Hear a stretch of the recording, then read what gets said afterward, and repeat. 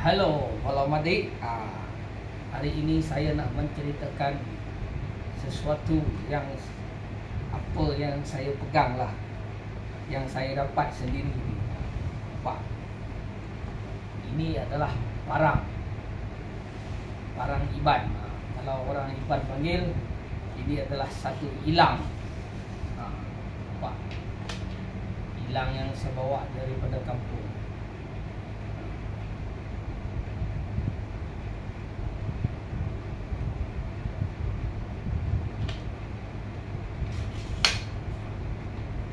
Yang ini taring babi yang saya dapat.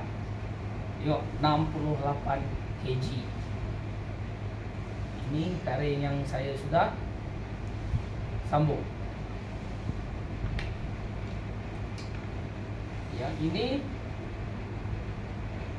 iban panggil untuk baju gagong.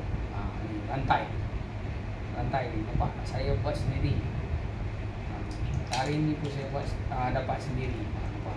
Yang ini memang taring babi hutan yang berwarna putih, yang kepala besar dengan dia jambang punya muka. Ini berat 140 kg. Yang ini satu ni 100 kg. Yang ini kepala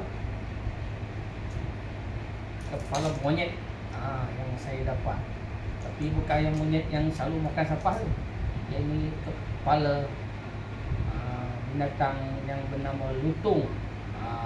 Yang ni kepala tu. Okey guys, saya satu-satu saya sudah ceritakan. Inilah barang-barang yang saya pegang, yang saya dapat. Mantap.